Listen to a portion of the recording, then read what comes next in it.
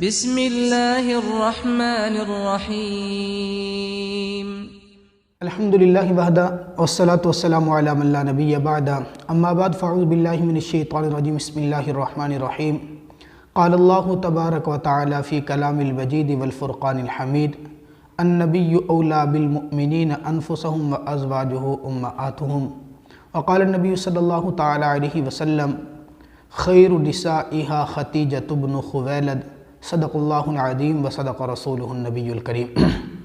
رمضان المبارک کا بابرکت مہینہ، اسی ماہ مبارک کی عظمتوں کو سامنے رکھتے ہوئے جیسے آپ حضرات کے سامنے ہم رمضان المبارک کے فضائل، مسائل اور روزے کے مسائل، تراویح اور زکوٰۃ کے مسائل بیان کرتے ہیں، اسی طرح اس ماہ مبارک میں تاریخی اعتبار سے بڑے اہم واقعات پیش آئے ہیں۔ مثال کے طور پہ اسی ماہ مبارک کی 3 تاریخ کو، 3 رمضان المبارک کو میرے اور آپ کے پیارے حبیب صلی اللہ تعالیٰ علیہ وسلم کی لخت جگر پیاری بیٹی، سب سے چھوٹی بیٹی، جن کے بارے میں آقا مدنی کریم صلی اللہ تعالیٰ علیہ وسلم نے فرمایا فاطمہ بضعۃ منی، فاطمہ میرے جگر کا ٹکڑا ہے۔ 3 رمضان المبارک کو ان کا یوم انتقال ہے، وفات ہے۔ اسی ماہ مبارک کی 11 تاریخ کو یا 10 تاریخ کو میرے اور آپ کے پیارے حبیب صلی اللہ علیہ وسلم کی سب سے پہلی بیوی، سب سے پیاری بیوی، ایسی بیوی جنہوں نے اپنا مال، اپنا سب کچھ میرے آقا پر لٹا دیا، ان کا یوم انتقال ہے۔ اسی ماہ مبارک کے 10 تاریخ کو اسلام کا ایک عظیم جرنیل، عرب کی وادیوں سے اٹھنے والا، سندھ کے ریگستانوں سے کراس کرتے ہوئے اسلام کا پرچم یہاں ملتان تک آ کر لہراتا ہے، میری مراد محمد ابن قاسم ہے، وہ بھی 10 رمضان المبارک کو آیا تھا۔ ماہ مبارک کے 15 تاریخ کو فاطمۃ الزہرا کا جگر گوشہ حضرت علی رضی اللہ تعالیٰ عنہ کا فرزند ارجمند، نواسہ رسول، میری مراد جناب امام حسین رضی اللہ تعالیٰ عنہ ہے، ان کا یوم پیدائش ہے۔ اسی ماہ مبارک کی 17 تاریخ کو اماں عائشہ صدیقہ رضی اللہ تعالیٰ عنہ کا یوم وفات بھی ہے، اور 17 رمضان المبارک ہی کو اسلام اور کفر کی عظیم جنگ، جس کے اندر کفر و اسلام کی پہچان ہوئی تھی، غزوہ بدر کا معرکہ بھی پیش آیا۔ یہی ماہ مبارک کی 21 تاریخ تھی جب مدینۃ العلم، جن کے بارے میں آقا مدنی کریم صلی اللہ علیہ وسلم فرمایا انا مدینۃ العلم وعلی بابھا، حضرت علی شیر خدا، حضرت علی رضی اللہ تعالیٰ عنہ کا یوم شہادت ہے۔ یہ سارے واقعات کسی ایک سال میں پیش نہیں آئے تھے، مختلف سالوں میں پیش آئے تھے۔ آپ کا اور میرا اخلاقی مذہبی فریضہ یہ بنتا ہے ہم اپنی ان عظیم شخصیات کو بیان کریں، سنائیں، ان کی سیرت سے کچھ سیکھیں، اپنی نوجوان نسل کو یہ سارے واقعات سنائیں۔ اسی سلسلے کی کڑی آج آپ حضرات کے سامنے میں بیان کروں گا آقا مدنی کریم صلی اللہ تعالیٰ علیہ وسلم کی پیاری زوجہ، سب سے پہلی بیوی، جنہوں نے سب سے پہلے اپنا مال میرے اور آپ کے پیارے حبیب پر قربان کیا، میری مراد اماں خدیجۃ الکبریٰ رضی اللہ تعالیٰ عنہا ہے۔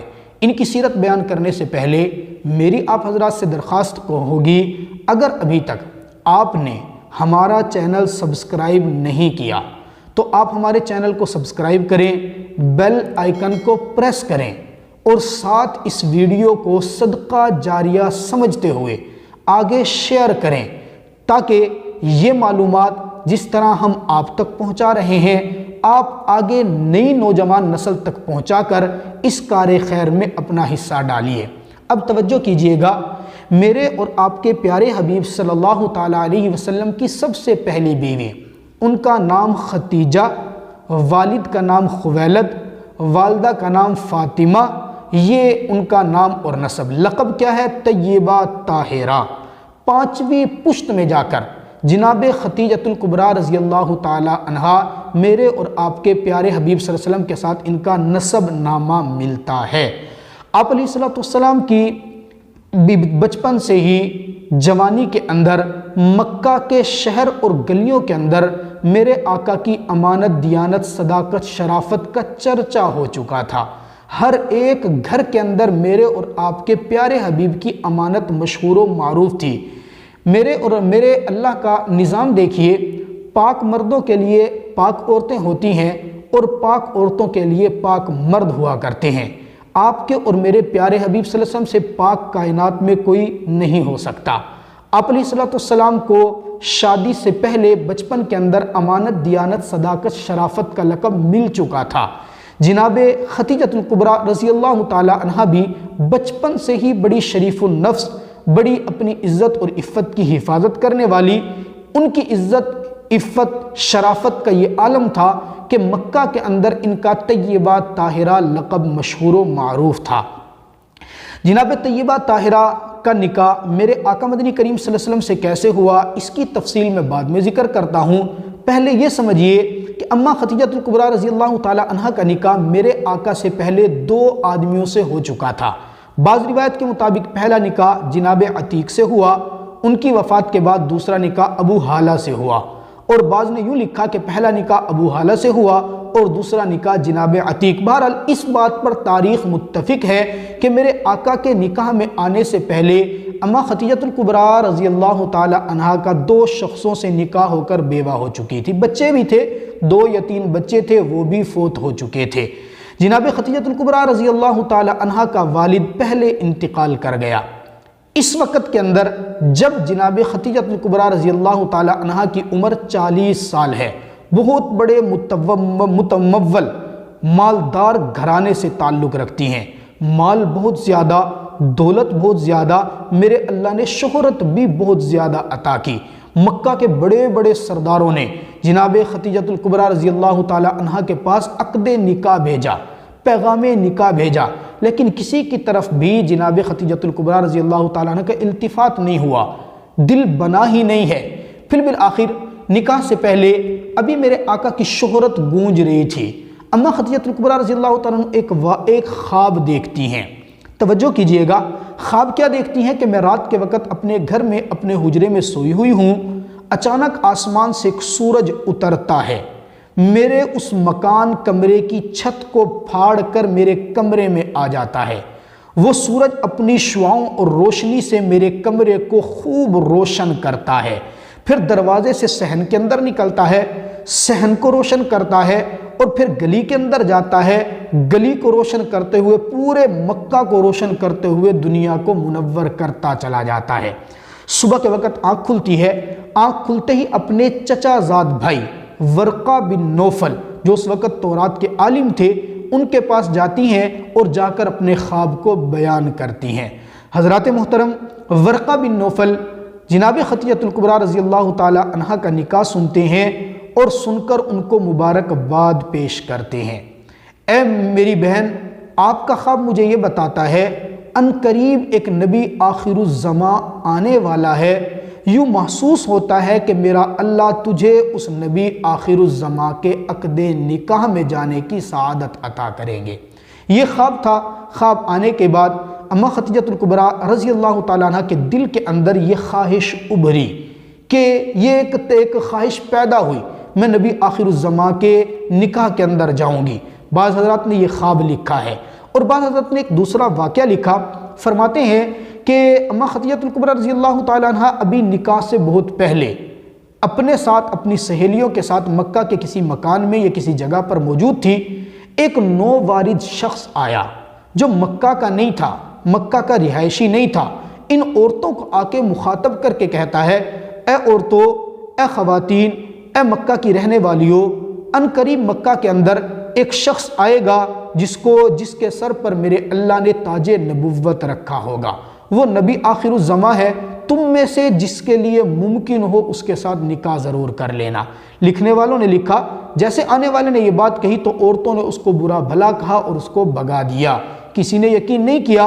لیکن اماں خدیجۃ الکبریٰ رضی اللہ تعالیٰ عنہ فرماتی ہیں اسی دن سے میرے دل کے اندر یہ بات آ گئی تھی، اگر ایسی کسی شخصیت کا ظہور ہوا، کوئی ایسی شخصیت آئی تو میں یقیناً اس کے ساتھ نکاح کروں گی، دل میں تہیہ کر لیا۔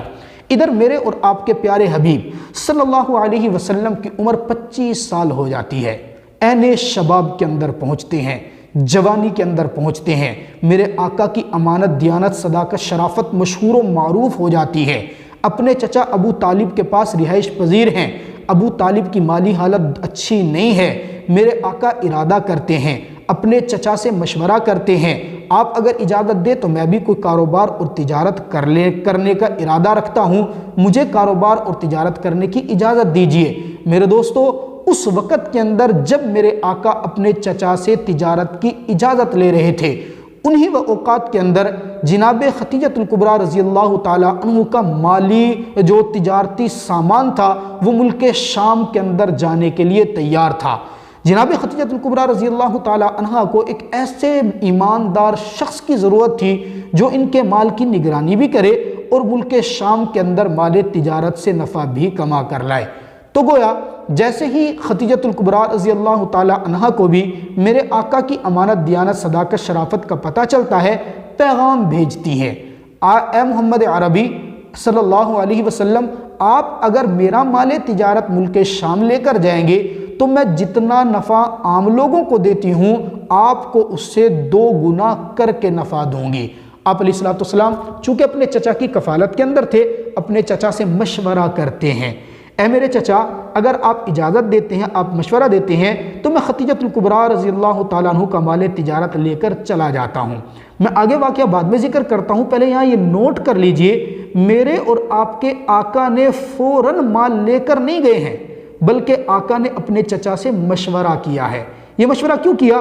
در حقیقت آپ کو اور مجھے تعلیم دینے کے لیے۔ زندگی میں جب بھی کبھی کوئی بڑا قدم اٹھاؤ، اپنی سوچ سے بہتر اپنے بڑوں سے مشورہ ضرور کر لینا چاہیے۔ میرے دوستو، یہ مشورہ میرے اور آپ کے پیارے حبیب صلی اللہ علیہ وسلم نے کیا۔ جناب خدیجۃ الکبریٰ رضی اللہ تعالی عنہا کا مال تجارت کے لیے لے کر نکل پڑے۔ ملک شام سے جب بصرہ کے اندر پہنچے، جناب خدیجۃ الکبریٰ رضی اللہ تعالی عنہ نے اپنا ایک غلام، میسرہ نامی غلام میرے آقا کے ساتھ روانہ کر دیا۔ آپ علیہ السلام مال تجارت لے کے، میسرہ کو لے کے بصرہ کے اندر جب پہنچے، ایک درخت کے سائے کے نیچے بیٹھے۔ ابھی سائے کے نیچے بیٹھے تھے کہ ایک راہب، نستورہ راہب آیا اور آ کر میرے آقا کے ہاتھ کو پکڑ کے کہتا ہے، عیسیٰ ابن مریم سے لے کر آج تک کوئی نبی یہاں پر نہیں بیٹھا سوائے آپ کے، آپ کی آنکھوں کے اندر یہ سرخی کیا ہے؟ میسرہ غلام نے جواب دیا، یہ میرے آقا کے آنکھوں میں سرخی رہتی ہی ہے، یہ کبھی ختم نہیں ہوتی۔ میرے دوستو، وہ سرخی نبی آخر الزماں کی علامت تھی۔ اس نستورہ راہب نے جیسے اس سرخی کے بارے میں سنا تو فوراً کہہ اٹھا، وہو نبی وہو آخر الانبیاء، اچھا یہ یہاں پر آ کر بیٹھا، یہ بھی اس کی نبوت کی علامت، اور آنکھوں کی سرخی سے بھی پتہ چلتا ہے یہی آخری نبی ہے۔ میرے دوستو، اس سے پہلے کہ میں آپ کے سامنے بقیہ واقعہ اور بقیہ تاریخ بیان کروں، اس میں گزارش کروں گا، ابھی تک اگر آپ نے ہمارا یہ چینل سبسکرائب نہیں کیا، اس طرح کی تاریخی حقائق پر مبنی، سچی تاریخ پر مبنی ویڈیوز حاصل کرنے کے لیے ہمارے چینل کو سبسکرائب کریں، اس واقعے کو آگے شیئر کریں۔ آپ نے کوئی سوال کرنا ہے کمنٹ کے اندر ضرور لکھیں، ہم آپ کا سوال سنیں گے، دیکھیں گے اور پھر اس کو بیان بھی کریں گے۔ بہرحال میں عرض کر رہا تھا، نستورہ راہب نے آپ علیہ السلام کو پہچان لیا، آپ علیہ السلام نے تجارت کی، میرے اللہ نے آپ کی تجارت، آپ کی امانت، آپ کی شرافت، آپ کی صداقت کے وجہ سے تجارت کے اندر بہت زیادہ نفع عطا کیا۔ آپ علیہ السلام جب نفع لے کر واپس آ رہے تھے، میسرہ نے دیکھا کہ اس پورے سفر کے اندر جہاں میرے آقا بیٹھتے ہیں، میرے اللہ آسمان سے فرشتوں کو بھیجتے ہیں، وہ میرے اور آپ کے آقا پر سایہ کرتے ہیں۔ میرے آقا جہاں سے گزرتے ہیں، درخت جھک کر میرے اور آپ کے پیارے حبیب کو سلام کرتے ہیں۔ جب واپس آ رہے تھے مال تجارت سے، جناب خدیجۃ الکبریٰ رضی اللہ تعالیٰ عنہ اپنے مکان کی چھت کے اوپر کھڑی ہوئی دیکھ رہی تھی، سامنے سے میرے آقا تشریف لا رہے تھے، دیکھا کہ جہاں میرے آقا چل رہے ہیں ان کے آس پاس تو دھوپ ہے، لیکن آپ صلی اللہ علیہ وسلم کے اوپر فرشتے سایہ کیے ہوئے ہیں۔ میرے آقا کی شان کو، اس مرتبے کو جناب خدیجۃ الکبریٰ رضی اللہ تعالیٰ عنہ اپنی آنکھوں سے دیکھ کر مزید میرے آقا کے بارے میں ان کے دل کے اندر خیال پختہ ہو گیا۔ جب میسرہ غلام واپس آیا تو جناب خدیجۃ الکبریٰ رضی اللہ تعالیٰ عنہ نے کارگزاری سنی، اے میسرہ بتا تو صحیح، تو جو اس شخص کے ساتھ کاروبار کے لیے گیا تھا تو نے ان کے کاروبار کو کیسا پایا؟ واقعہ کی کوئی سفر کی کوئی کارگزاری سنا۔ تو جناب میسرہ نے مکمل واقعہ کی کارگزاری سنائی اور بتایا کہ یہ وہ شخص ہے جس نے تجارت میں جھوٹ نہیں بولا، جس نے تجارت میں بددیانتی نہیں کی، جس نے تجارت کے اندر خیانت نہیں کی۔ یہ چلتا تھا تو فرشتے اس کے اوپر سایہ کرتے تھے، یہ چلتا تھا تو درخت جھک کر ان کو سلام کرتے تھے۔ یہ عجیب اور عظیم شان کا مالک ہے۔ میرے دوستو، یہ واقعہ بنا تو اماں خدیجۃ الکبریٰ رضی اللہ تعالی عنہا کے دل کے اندر میرے آقا کی مزید محبت آ گئی اور میرے آقا کے پاس پیغام نکاح بھیجا۔ یہاں پر پھر وہی ہوا، میرے آقا نے پیغام نکاح کو خود قبول نہیں کیا، بلکہ چونکہ کفالت میں تھے جناب ابو طالب اپنے چچا سے مشورہ کیا اور مشورے کے بعد نکاح کرنا طے ہو گیا، آپ نے منظور کر لیا۔ بالآخر روایات میں واقعات موجود ہیں، آقا نے فرمایا میرے پاس تو مال نہیں ہے، اے ختیجہ تو مالدار ہے، میں تیرے ساتھ نکاح کیسے کروں؟ اماں خدیجۃ الکبریٰ رضی اللہ تعالی عنہا نے فرمایا مجھے مال کی ضرورت نہیں، مجھے آپ کے عقد نکاح کی ضرورت ہے۔ خلاصہ یہ کہ آپ علیہ الصلوۃ والسلام کی نکاح کی مجلس ہو گئی۔ آپ علیہ الصلوۃ والسلام کی طرف سے جو تھے آپ کے چچا ابو طالب تھے، حضرت حمزہ رضی اللہ تعالی عنہ تھے، اور آپ علیہ الصلوۃ والسلام کے خاندان کے مزید کچھ رؤساء تھے، اور ادھر سے اماں خدیجۃ الکبریٰ رضی اللہ تعالی عنہ کے چونکہ والد فوت ہو چکے تھے، ان کے چچا عمر بن اسد تھے اور چچا زاد بھائی ورقہ بن نوفل جو تورات کے عالم ہیں وہ تھے۔ جب مجلس نکاح منعقد ہوئی، آپ علیہ الصلوۃ والسلام کے چچا نے ابو طالب نے خطبہ نکاح پڑھا۔ خطبہ نکاح کے اندر کیا پڑھا میں ترجمہ پیش کرتا ہوں آپ کے سامنے۔ جناب ابو طالب نے اللہ رب العزت کی حمد و ثنا کرنے کے بعد شکر ادا کیا کہ اس ذات کا ہم شکر ادا کرتے ہیں جس نے ابراہیم علیہ السلام کی اولاد میں ہمیں پیدا کیا، جس نے کعبۃ اللہ کی تولیت ہمیں دی، جس نے ہمیں حجاج کرام کی اکرام اور مہمان نوازی کرنے کا شرف عطا کیا۔ ہمارے بھتیجے کا نکاح ختیجہ بنت خویلد کے ساتھ ہو رہا ہے، ہم اس نکاح کو قبول کرتے ہیں، ہم نکاح کا پیغام قبول کرتے ہیں۔ اور دوسری جانب سے ختیجہ بن خویلد کے جو چچا زاد بھائی تھے ورقہ بن نوفل، وہ کھڑے ہو کر کہتے ہیں آپ نکاح کے لیے آئے تو ہم بھی اپنے ان عزیزہ کا نکاح محمد عربی صلی اللہ علیہ وسلم کے لیے قبول کرتے ہیں۔ اس کے بعد حضرت ختیجہ کے چچا عمر بن اسد کھڑے ہو کر قبول کرتے ہیں، اور یوں نکاح کا یہ مرحلہ مکمل ہوتا ہے۔ حق مہر جو ہے اس کے بارے میں دو قول ہیں۔ ایک قول کے مطابق آقا مدنی کریم صلی اللہ علیہ وسلم کا یہاں پر جو حق مہر تھا، حضرت ختیجہ کا جو حق مہر طے ہوا وہ 20 اونٹ ہیں، لیکن صحیح قول کے مطابق جو حق مہر ہے وہ 500 درہم جو تھے وہ حق مہر طے ہوا۔ حضرت ختیجہ رضی اللہ تعالی عنہا نے اسی مجلس میں فرمایا کہ میری جو گائے ہے اس گائے کو ذبح کرو اور آنے والے مہمانوں کو اس گائے کا گوشت کھلا دیا جائے۔ یوں نکاح ہو چکا تھا۔ میرے دوستو، اماں خدیجۃ الکبریٰ رضی اللہ تعالی عنہا نے نکاح کے بعد جس وقت نکاح ہو رہا ہے، میرے اور آپ کے پیارے حبیب صلی اللہ علیہ وسلم کی عمر مبارک صرف 25 سال ہے، اور اماں خدیجۃ الکبریٰ رضی اللہ تعالی عنہا کی عمر 40 سال ہے۔ ٹوٹل نکاح کے بعد 25 سال یا 27 سال جناب خدیجۃ الکبریٰ رضی اللہ تعالی عنہا میرے آقا کے عقد نکاح میں رہتی ہیں، اور میرے آقا اماں خدیجۃ الکبریٰ سے بے پناہ محبت کرتے ہیں۔ اتنی محبت کرتے ہیں کہ میرے آقا نے اماں خدیجۃ الکبریٰ کی زندگی میں کسی دوسرے نکاح کا سوچنا کرنا تو دور کی بات، کوئی دوسرا نکاح میرے آقا نے سوچا بھی نہیں ہے۔ اور یہ نکاح کرنے میں حکمت کیا تھی؟ وہ 2 خاوندوں سے پہلے بیوہ ہے۔ میرے آقا مدنی کریم صلی اللہ علیہ وسلم کمارے ہیں، آقا خوبصورت، حسین، جمیل، مشہور و معروف ہیں۔ ادھر سیدہ خدیجۃ الکبریٰ رضی اللہ تعالی عنہا طیبہ ہیں، طاہرہ ہیں، وہ بھی مشہور و معروف۔ نکاح میں حکمت کیا ہے میرا اللہ جانتا تھا۔ 40 سال کی عمر میں میرے محبوب کے سر کے اوپر تاج نبوت رکھا جائے گا، میرے محبوب کے اوپر تکالیف آئیں گی۔ ایک سہارا ایسا ضروری ہے جو میرے آقا کی ڈھارس بندھائے، میرے آقا کو ہمت دے، میرے آقا کا حوصلہ بڑھائے۔ اور ہوا بھی ایسے، جب میرے آقا 40 سال کی عمر میں غار حرا کے اندر موجود تھے، پہلی مرتبہ جناب جبریل امین میرے آقا کے پاس تشریف لاتے ہیں۔ آپ علیہ الصلوۃ والسلام کو اقرأ بسم ربک الذی خلق پڑھاتے ہیں، اپنے سینے سے لگاتے ہیں، دباتے ہیں۔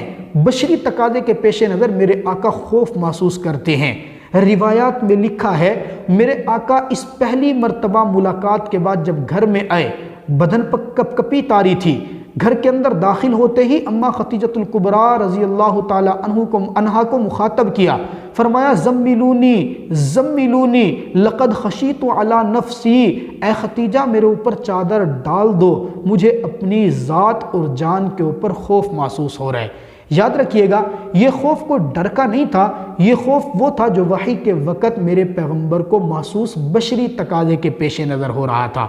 آپ علیہ الصلوۃ والسلام کی صورتحال دیکھ کر اماں خدیجۃ الکبریٰ رضی اللہ تعالی عنہا نے وہ تاریخی اور سنہرے الفاظ بولے جن کو امام بخاری رحمۃ اللہ علیہ نے اپنی کتاب صحیح بخاری کے اندر بھی لکھا۔ کیا فرمایا؟ واللہ لا یخزیک ابدا، اے میرے پیغمبر میرا اللہ آپ کو رسوا نہیں کرے گا، انکا لتصل الرحم وتکسب المعدوم، آپ کو پریشان ہونے کی ضرورت نہیں، آپ تو رشتہ داروں کے ساتھ صلہ رحمی کرتے ہیں، آپ تو کمزوروں کو کما کر کھلاتے ہیں، آپ یتیموں کا سہارا بنتے ہیں، آپ غریبوں کی دستگیری کرتے ہیں۔ جو شخص اتنی اچھی صفات کا حامل ہو میرا اللہ اس کو رسوا کرے، ایسا ممکن ہی نہیں ہے۔ یہ میرے آقا کی سب سے پہلے حوصلہ دینے والی شخصیت ہیں۔ سب سے پہلے میرے آقا کو سہارا نبوت کے اندر دیا تو وہ ایک عورت نے، اور اس عورت کا نام اماں خدیجۃ الکبریٰ رضی اللہ تعالی عنہا ہے۔ میرے اللہ کو جناب خدیجۃ الکبریٰ رضی اللہ تعالیٰ عنہ کا یہ ساتھ نبھانا، میرے آقا کا ساتھ دینا، میرے آقا پر مال قربان کرنا، میرے آقا کے لیے قربانیاں دینا اتنا پسند آیا کہ ایک مرتبہ میرے آقا گھر کے اندر تشریف لائے، سامنے اماں خدیجۃ الکبریٰ رضی اللہ تعالیٰ عنہ پیالے کے اندر کوئی چیز، گوشت تھا یا دودھ تھا یا کوئی شربت تھا، پینے کے لیے میرے آقا کے پاس لاتی ہیں۔ آپ علیہ الصلوۃ والسلام پیالہ ابھی لیتے ہیں، ابھی خدیجۃ الکبریٰ تشریف لا رہی ہیں، پیالہ میرے آقا لے رہے ہیں، آسمان سے اللہ رب العزت جناب جبریل امین کو بھیجتے ہیں، اے جبریل جلدی جا میرے پاک پیغمبر کے پاس، جا کر انہیں کہہ دینا میں رب آسمانوں سے آپ کی خدیجہ کو سلام پیش کرتا ہوں۔ میرے دوستو اللہ کا سلام لے کر جناب جبریل امین آتے ہیں تو یوں کہتے ہیں، اے میرے آقا، اے میرے محبوب، آپ کی خدیجہ پر اللہ آسمانوں سے اور میں جبریل اللہ کا سلام اور اپنی طرف سے سلام پیش کرتا ہوں۔ اندازہ کیجئے کتنی عظمت والی شخصیت ہوگی جن کے لیے سلام اللہ پیش کر رہے ہیں۔ اور یوں فرمایا ہم نے آپ کی خدیجہ کے لیے جنت میں ایک محل تیار کیا جو ایک ہی موتی سے بنا ہوا ہے، اتنا قیمتی محل ہے کہ ایسا محل کسی اور کو نہیں ملے گا۔ میرے دوستو یہ جناب خدیجۃ الکبریٰ رضی اللہ تعالی عنہا کی قربانیاں اور ان کی محبتوں کا عالم تھا۔ آقا مدنی کریم صلی اللہ علیہ وسلم فرماتے ہیں مجھے ابتدائے نبوت میں دو شخص ایسے ہیں جن کے مال نے بڑی قوت دی، عورتوں کے اندر جن کے مال سے مجھے طاقت ملی وہ میری بیوی خدیجۃ الکبریٰ رضی اللہ تعالی عنہا ہے، اور مردوں کے اندر جن کے مال سے مجھے قوت ملی وہ جناب صدیق اکبر رضی اللہ تعالی عنہ ہیں۔ آپ علیہ الصلوۃ والسلام اماں خدیجۃ الکبریٰ سے بڑا پیار کرتے تھے۔ ایک مرتبہ ان کی وفات کے بعد بھی آپ علیہ الصلوۃ والسلام کثرت سے ان کا ذکر کیا کرتے تھے۔ پھر عورتوں کی عادت ہے سوکن کی تعریف بڑی مشکل ہی کوئی برداشت کرتا ہے۔ واقعہ لکھا ہے جناب عائشہ صدیقہ رضی اللہ تعالی عنہا کے سامنے میرے آقا نے اماں خدیجۃ الکبریٰ رضی اللہ تعالی عنہا کی جب تعریف کی تو اماں عائشہ صدیقہ فرمانے لگی، یا رسول اللہ آپ میرے سامنے ان کی تعریف کیوں کرتے ہیں؟ وہ 40 سال کی بڑھیا تھی جب آپ کے نکاح میں آئی، 2 خاوندوں سے بیوہ تھی، میں کماری 9 سال کی عمر میں آپ کے پاس آئی ہوں، باکرہ تھی، میں ان سے زیادہ اچھی ہوں یا وہ مجھ سے زیادہ اچھی تھی؟ میرے دوستو اماں خدیجۃ الکبریٰ جن سے میرے آقا بے پناہ محبت کرتے ہیں، لیکن جناب خدیجۃ الکبریٰ رضی اللہ تعالیٰ عنہ کی محبت کا عالم دیکھیں۔ جب یہ جملہ جناب عائشہ صدیقہ رضی اللہ تعالیٰ عنہا نے بولا تو میرے آقا فوراً غصے میں آ گئے، چہرہ سرخ ہو گیا، چہرہ سرخ۔ میرے آقا فرماتے عائشہ خدیجہ کے بارے میں ایسے جملے مت بولو، اس لیے کہ خدیجہ نے میرا اس وقت ساتھ دیا جب کوئی ساتھ دینے والا نہیں تھا، خدیجہ نے میرے اوپر کلمہ اس وقت پڑھا جب کوئی کلمہ پڑھنے والا نہیں تھا، خدیجہ نے میرے اوپر مال اس وقت قربان کیا جب کوئی مال قربان کرنے والا نہیں تھا۔ عائشہ آج تو میں گھر سے نکلتا ہوں، لوگ مجھ سے محبت کرتے ہیں، مجھے تحفے تحائف پیش کرتے ہیں۔ ختیجہ کا زمانہ تو وہ زمانہ تھا جب میں گھر سے باہر نکلتا تھا، لوگ میرے اوپر تشدد بھی کرتے تھے، مجھے لہو لہان بھی کر دیتے تھے، میں زخمی حالت کے اندر گھر آتا تھا تو یہی ختیجہ تھی جو اپنا دوپٹہ پھاڑ کر میرے زخموں پر مرہم لگایا کرتی تھی۔ میرے دوستو، اماں عائشہ صدیقہ رضی اللہ تعالیٰ عنہ فرماتی ہیں، میں آقا کی اس دن ختیجۃ الکبریٰ رضی اللہ تعالیٰ عنہ سے محبت دیکھی، اس کے بعد میں نے کبھی ختیجۃ الکبریٰ کے رضی اللہ تعالیٰ عنہ کے بارے میں کوئی جملہ نہیں بولا۔ میرے دوستو، یہ میرے آقا کی پیاری بیوی جن کی بڑی خصوصیات ہے، ان کی سب سے بڑی خصوصیت کہ اسلام کے اندر عورتوں میں سب سے پہلے کلمہ پڑھنے والی ذات ختیجۃ الکبریٰ کی ہے۔ ان کی یہ خصوصیت کہ سب سے پہلے میرے آقا کے عقد نکاح میں آنے والی وہی ہیں۔ ان کی یہ خصوصیت کہ میرے اللہ نے ان کے بطن سے میرے آقا کو اولاد دی ہے۔ ان کی سب سے بڑی یہ خصوصیت کہ جب وہ قبر مبارک میں اترنے لگ رہی تھی تو میرے آقا نے خود اپنے ہاتھوں سے ان کو قبر میں اتارا۔ ان کی بڑی یہ خصوصیت کہ میرے اللہ نے آسمان سے ان کے لیے سلام بھیجا ہے۔ ان کی بڑی یہ خصوصیت کہ جب میرے آقا لہو لہان ہوتے تھے تو مرہم پٹی کرنے کی سعادت جس کو ملی تو وہ بھی ختیجۃ الکبریٰ رضی اللہ تعالی عنہا ہے۔ ان کا یوم وفات آج 10 رمضان، بعد روایت میں 10 رمضان المبارک اور بعد میں 11 رمضان المبارک، 10 ہجری 11 رمضان المبارک کو ان کا یوم وفات ہے۔ ان کی وفات کے بعد میرے اور آپ کے پیارے حبیب صلی اللہ علیہ وسلم خود اپنے ہاتھوں سے ان کو قبر مبارک میں اتارتے ہیں، اور بعد میں ان کے دنیا سے جانے کے بعد اکثر میرے آقا ان کو یاد کرتے رہا کرتے تھے۔ آپ علیہ الصلوۃ والسلام بے شمار ان کی محبتوں کا تذکرہ کرتے تھے۔ آپ حضرات کے علم میں وہ واقعہ ہوگا جب غزوہ بدر کے قیدی آئے تھے، غزوہ بدر کے قیدیوں میں میرے آقا کے داماد، میرے آقا کی بڑی بیٹی حضرت زینب رضی اللہ تعالیٰ عنہ کے خامن ابو العاص جو ابھی تک اسلام قبول نہیں کر سکے تھے، وہ بھی قیدیوں کے اندر آئے۔ میرے آقا نے اعلان کیا تھا بدر کے قیدیوں کا فدیہ دو اور چھڑا لو۔ حضرت زینب رضی اللہ تعالیٰ عنہ کے پاس اور کچھ نہیں تھا، اپنی ماں کا وہ ہار تھا جو اماں ختیجۃ الکبریٰ نے ان کو شادی کے وقت دیا تھا۔ جناب زینب رضی اللہ تعالیٰ نے فدیہ کے طور میں وہی ہار پیش کیا۔ میرے دوستو، تاریخ میں لکھا ہے میرے اور آپ کے پیارے حبیب صلی اللہ علیہ وسلم کے پاس جب وہ ہار آیا، پیغمبر نبوت والے ہاتھوں سے اس ہار کو پکڑتے ہیں، میرے آقا کی نبوت والی آنکھیں اشک بار ہو جاتی ہیں، میرے آقا کی آنکھوں سے آنسو موتی کی طرح ٹپکتے ہیں، اور روتے ہوئے میرے آقا فرماتے ہیں، اے میرے صحابہ، یہ ہار میری ختیجہ کا ہار ہے، میں سب کا مال اور فدیہ لے کر بیت المال میں رکھ لوں گا، تم اگر اجازت دو تو میں اپنی بیٹی کا یہ ہار واپس کرنا چاہتا ہوں، اگر کہو تو اس کی جگہ میں فدیہ دے دیتا ہوں، نہیں تو یہ ہار میں بیت المال میں نہیں رکھ سکتا۔ میرے دوستو، میرے آقا کے صحابہ تو سب کے سب میرے آقا پر جان قربان کرنے والے تھے۔ سب نے بیک زبان ہو کر کہا، آقا آپ ہار بھی واپس کر دیں اور اپنے داماد کو بھی رہا کر دیں، ہمیں کسی قسم کا کوئی اشکال نہیں ہے۔ عزیز دوستو، یہ واقعہ، یہ پیغام، یہ سیرت جناب سیدہ طیبہ طاہرہ ختیجۃ الکبریٰ رضی اللہ تعالی عنہا کی جو سیرت آپ کو سنائی ہے، یہ سنانا ہماری ذمہ داری ہے، اور اس کو دوسروں تک پہنچانا یہ آپ کی اخلاقی اور شرعی ذمہ داری ہے۔ ہمارا حق بنتا ہے ہم ان عظیم شخصیات سے محبت کریں، اپنے بچوں کو، اپنے دوستوں کو، اپنے گھر والوں کو اس طرح کی ویڈیوز دکھائیں، ان کو دینی تعلیم ان کو دیں۔ میری آپ سے گزارش ہوگی، اگر آپ کو ہماری باتیں سمجھ آئی ہیں اور یہ واقعہ آپ کو اچھا لگا ہے، اماں ختیجۃ الکبریٰ رضی اللہ تعالی عنہا کی سیرت آپ کو پسند آئی ہے، تو آپ ہمارے چینل کو سبسکرائب ضرور کریں، اس ویڈیو کو شیئر کریں، ہم سے کوئی بات کرنی ہے تو کمنٹ کے اندر ضرور لکھیں۔ انشاءاللہ العزیز ہم وقتاً فوقتاً اس طرح کی تحقیقی ویڈیوز آپ حضرات تک پہنچاتے رہیں گے۔ وآخر دعوانا ان الحمدللہ رب العالمین۔